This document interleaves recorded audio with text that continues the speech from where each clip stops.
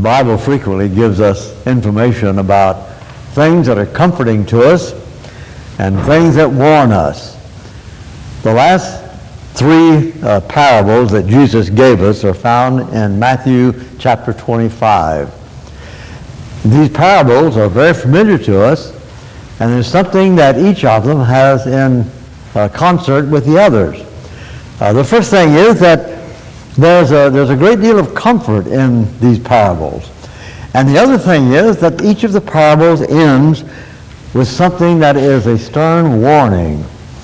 And so I want us to look at these three parables this evening rather briefly and see about the way Christ balances the whole thing of the approach to the Christian life. These are referred to as many times as parables of the end, because each of them deals in some way with the time of the second coming of Christ. The first is the parable of the 10 virgins, 5 wise and 5 foolish. The second is the parable of the talents. One man received 5, another received 2, and another received 1. And then the third is really not so much a parable as it is a story. It's the story of the judgment.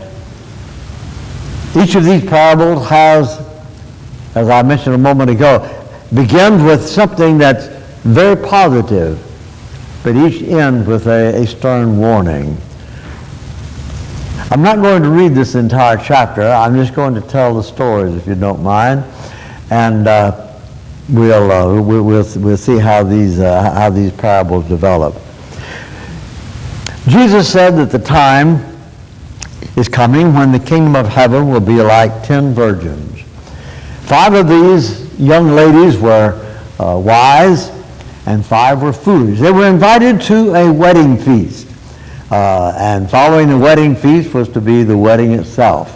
Well, this was a very common thing. As a matter of fact, among some of the people in the Middle East today, they still do, in Israel today, they still do very much the same things as described right here. While I was in Nazareth, back quite a few years ago now, there was a wedding there in Nazareth at that time among some of the Arab people. And they followed the procedure pretty much of that's described here. The way it went was this. We call it a bachelor party today. They didn't call it exactly that. It was not exactly the same. But the bridegroom and the bride-to-be would not be together in this, but they had a get-together, a sort of a bachelor party for the bridegroom. And after the party was over, then a whole procession would come to the home of the bride. And the guests were waiting there at the home of the bride, waiting for the bridegroom to show up. And the party may go on for a long time. And that's what happened in this parable.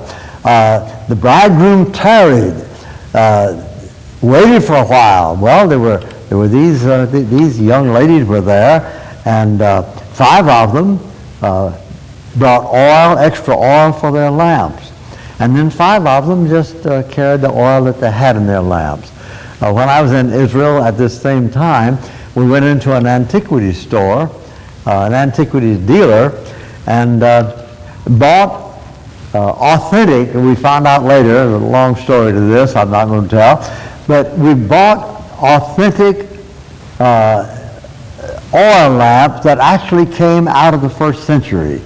And I've got one of those sitting on my counter at home. It is authentic. It was authenticated to me by an archaeologist, and so it's a very interesting thing for me. But it's a very small thing. It's about that big around. It has a little spout on it, and then the wick comes out of that little spout, and the oil is on the inside. The oil won't last just terribly long because these things are so small. Well, the 5 wise young ladies, they brought some extra oil with them. The 5 foolish ladies didn't. Well, you might say, Yeah, if the bridegroom comes on time, this is enough oil. It'll last. It'll be okay. But that's not the way things worked out.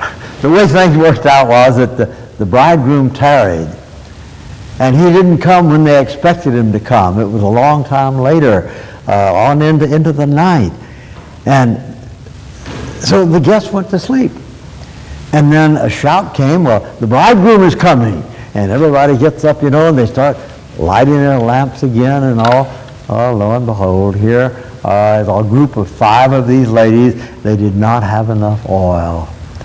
Their lamps were out of oil. And the 5 wise ladies had plenty of oil, and they filled their little lamps back up with oil, and they were all right. The foolish ladies came to them and said, can we have some of your oil?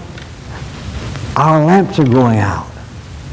And the answer was, no, we can't do that. If we do that, there won't be enough for the rest of us. And Jesus, the 5 wise said to the 5 foolish, said, why don't you go on into town and find some oil and then come back? Well, they did. They went into town and they found some oil and they came back. But in the meantime, the bridegroom had come. And this is an interesting thing because this is exactly the way it's done in some of the Arab countries today in the Middle East. When the bridegroom comes, they close the doors. Nobody else can get in. Well, the bridegroom came, they closed the door, they started the wedding, and then here come the 5 foolish ladies. And they're banging on the door, let us in. And they wouldn't open. It was too late. Well, the good part about that, the comforting part is that in the parable, the wise are the ones who survived. The wise are the ones who were prepared. That's comforting. But the warning is, don't be a foolish person who thinks that, well, I can barely get by, but maybe I can get by. And so they take a chance on the whole thing and they gamble. And they lost. Now, what does this parable mean? The parable has to do with the idea of the second coming of Christ. Christ will come when we think not. There's all kind of predictions, the end of the world's coming October, it's coming in May. People have been doing this ever since 150 AD. And all of these predictions have just gone by the wayside. And they've been over and over and over people have done this. Let me tell you something. Anytime that somebody predicts that the world is coming to an end at a certain time, forget it. Jesus says it will be at a time that you think not. That's the time that he will come. So what is this parable teaching us? The parable is teaching us that we need in our lives every day to prepare ourselves for life, not just for an event, but for life. We need to live our lives in a state of preparation for the Lord. Not just because, well, it's a little bit like this fellow said, well, he was a farmer out in the country and he was grinding an axe head. And a very pious man came up to him and he said, what would you do if the Lord came right now? And this man very calmly said, well, I'd probably just go ahead and finish grinding this axe head. For some people, they would say, oh, I would start praying, or I would run to church, or I would do some good for somebody else, as sort of an emergency measure. But I think that the old man had a good idea, and that is, we must be prepared in our lives all the time. Not just because I think that the Lord is coming back today, tomorrow, or next week, but because I recognize that Christianity is not an emergency measure. Christianity instead is a life to be lived. And so the encouraging part, the comforting part about this is that if we live that way, then whenever the bridegroom comes, whether it's early or late, whenever the bridegroom comes, we'll be prepared.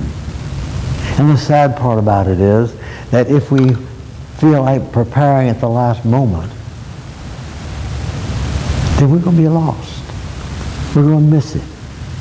It's going to be a tragedy that we can't correct. Now let's look at the next. Parable. The next parable, called the parable of the talents. In some ways, I'm kind of sorry that the word talent was used here, because the word talent means something to us that it did not mean to those people, to the original recipients of the book of Matthew. When I talk about someone has a talent, I think of an ability to do something.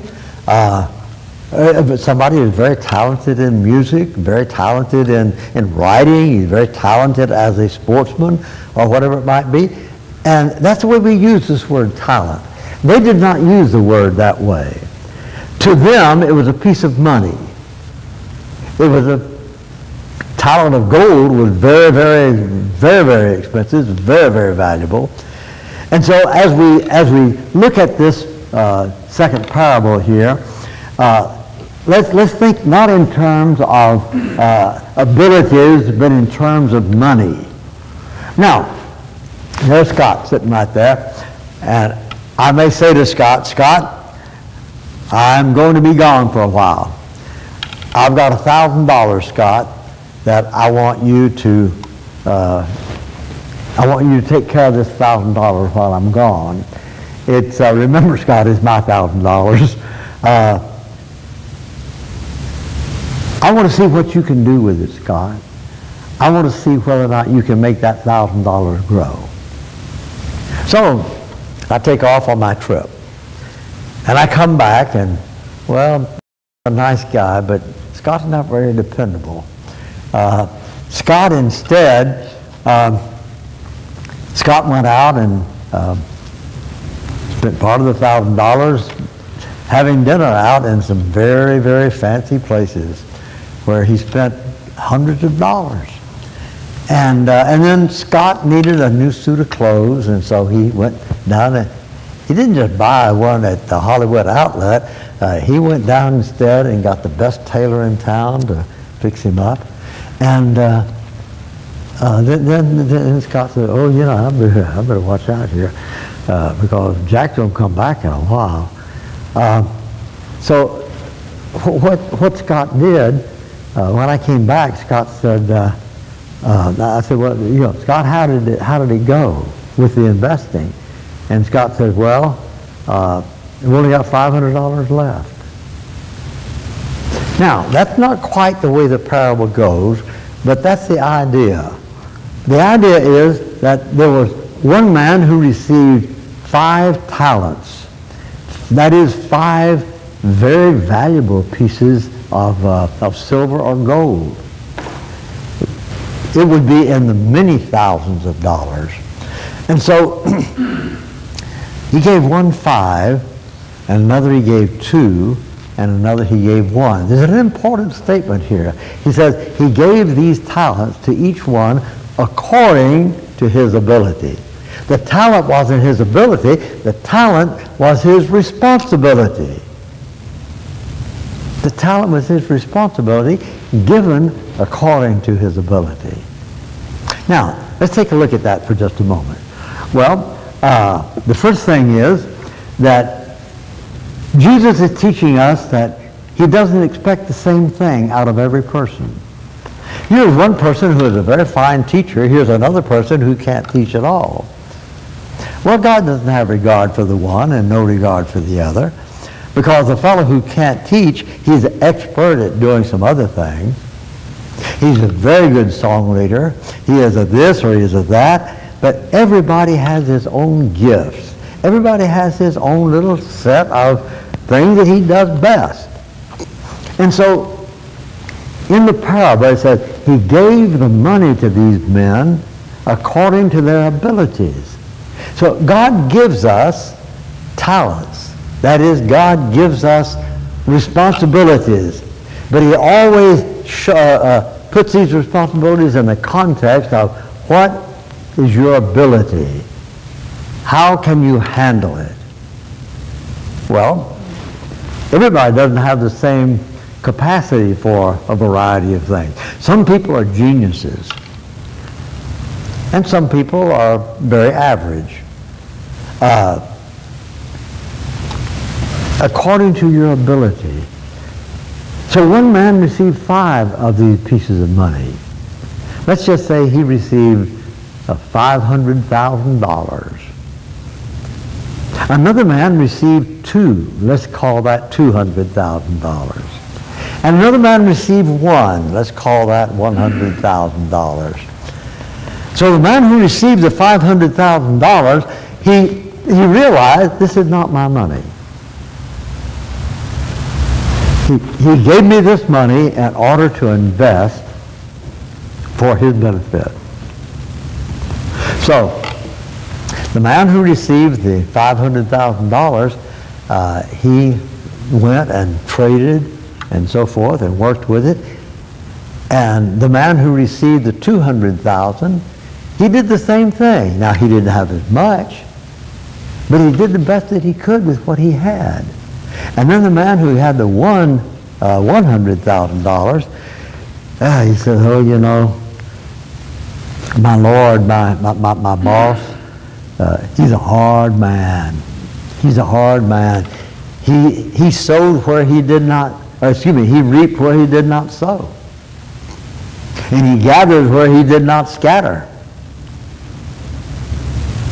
You know what I'm going to do? I don't want to lose his money, so I'm going to just stick that money under my mattress at home and keep it right there. It'll be safe, and when he comes back, he will have his money just as he gave it to me. Well, sometimes that's kind of the way we think. We don't want to cheat the Lord out of anything. We don't want to make a mistake. And so what do? We just decide that, well, we'll just stick it under the mattress. We won't use it. So here's a person who could be a fine teacher. Here's a person who could be a fine song leader. Here's a person who could be a fine organizer. Here's a person who could be, any one of a whole number of different works and things that he could do for the Lord, and they're all afraid that they'll mess things up. So what do? Nothing. Nothing. Now, let's see the day of accountability coming along here with these men. The Lord of these servants, or the master of these servants, came back and said, well, how has he gone? And the $500,000 man, he says, sir, you gave me $500,000. I went out and traded, and I have made an additional $500,000. I now have $1 million that I can give you back. And the Lord of the servant said, oh, that's wonderful. Well done, good and faithful servant. You've been faithful. He didn't say you've been perfect. He said, you've been faithful. Over a little bit, I'm going to make you ruler over many. Well, the $200,000 man, he came and he said, sir, you gave me $200,000. I went out and traded with it, and I made an additional $200,000, and so here you have $400,000 now. Isn't it interesting that the master of those two servants said exactly the same thing to both of them? The $500,000 man and the $200,000 man, the master said to each of them, well done, good and faithful servant. One of the important things that we need to remember, I think, in the Christian life is that we are demanded to take risk. When a group of people go out to an area and try to establish a new congregation and evangelize an area, they're taking a big chance. They're taking a big risk. Some others went to Africa. Some went to Germany. Some went to Japan. Some went to India. Went to countries all over the world. Some succeeded and some did not. But every time we preach the gospel, every time we begin a new endeavor, we're taking a risk. Now, some people, oh, you ought not take risk. Yes, you have to take risk. When you leave here tonight and step down the curb, cross the street, you're taking a risk. There may be some guy coming around the corner and knock you off. You just can't tell, because we're used to that sort of thing. Now, the $500,000 man and the $200,000 man, well, what they produced was very different. One produced $500,000 and the other produced only an additional $200,000. You see, God doesn't compare me to some great preacher. God compares me to me.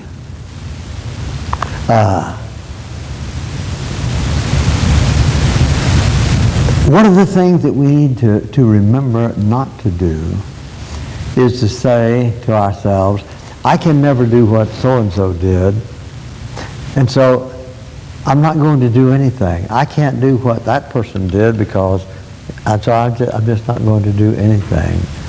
And this is the failure of the $100,000 man. He said, I'm afraid. I'm afraid I'll lose it. I'm afraid that I will not accomplish what needs to be accomplished, so what am I going to do? Nothing. I'm not going to do anything.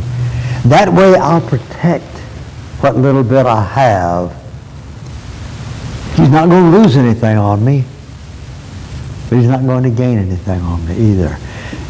And so much of the time, we lose sight of the fact that God wants us to learn to use the gifts that we have. Now, my gift is very menial compared to the gift of some men. That being the case, it's just so important that I not live in a world of comparison.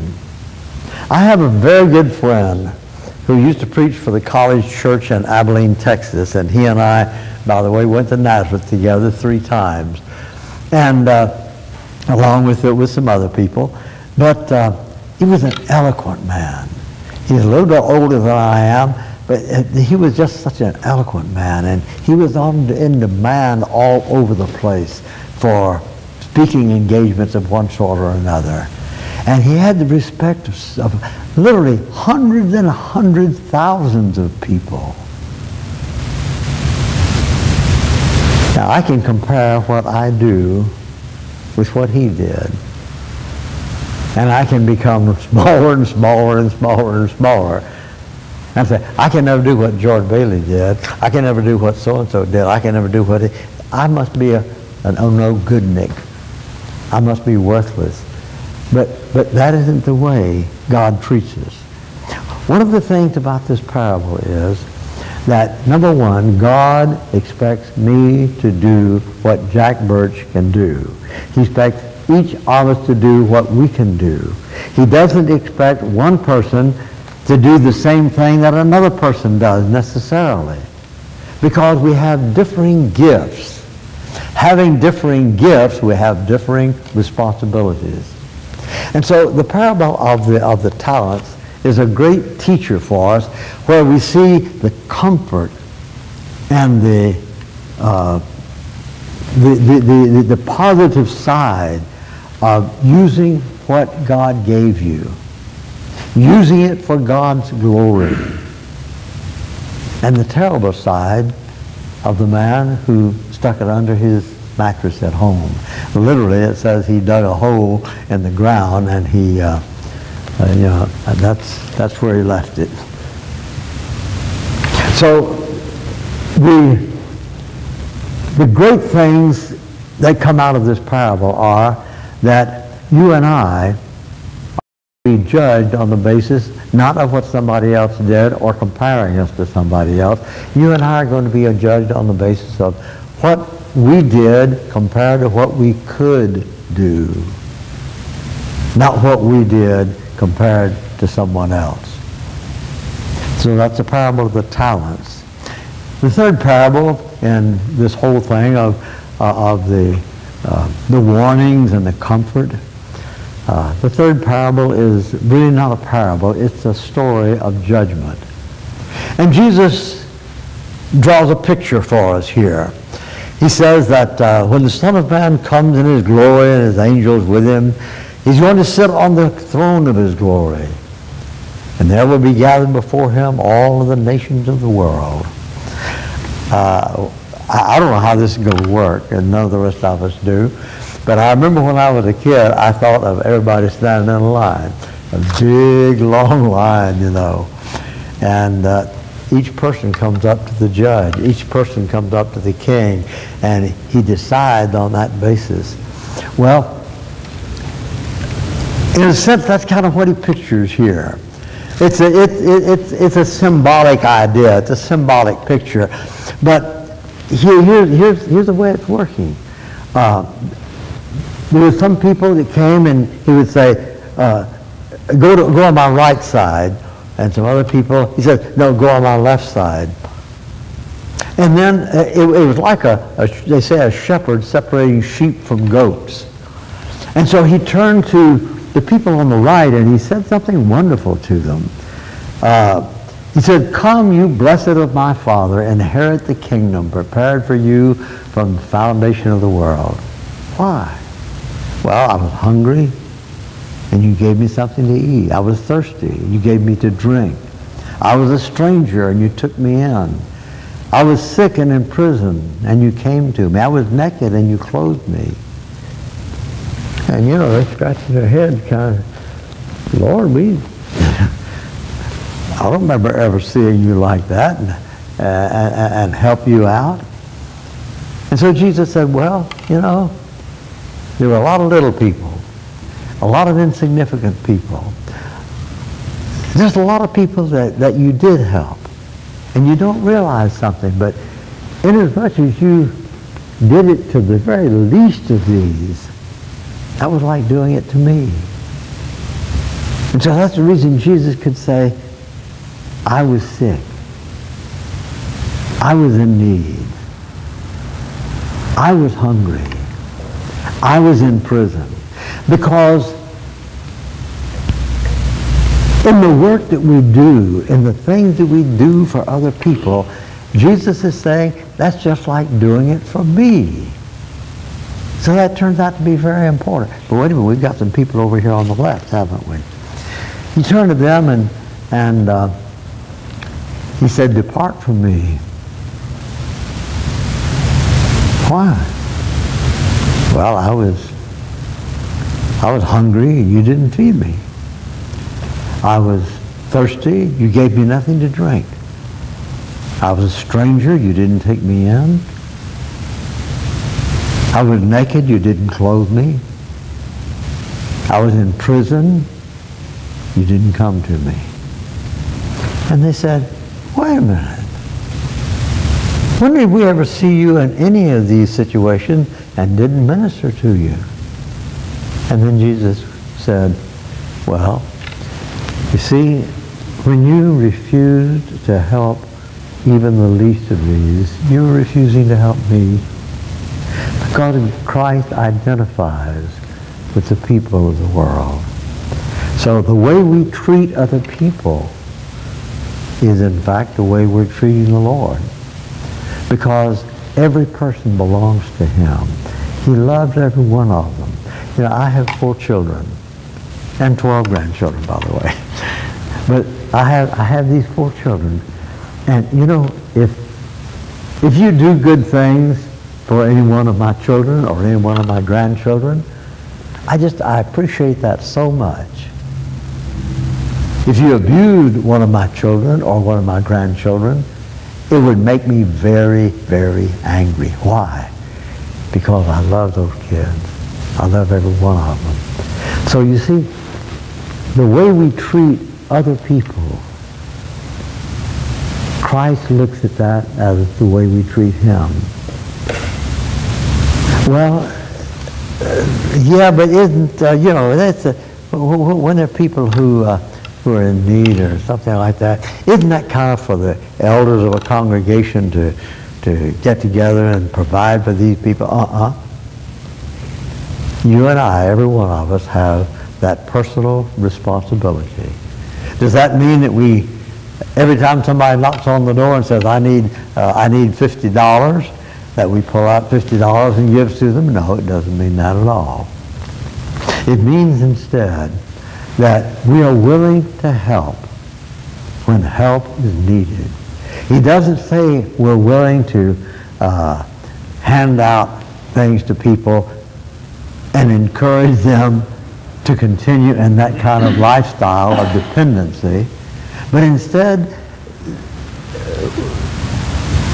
when we see a genuine need, help people. When we see people who are suffering, people who need comfort, relieve their suffering, encourage them with comfort.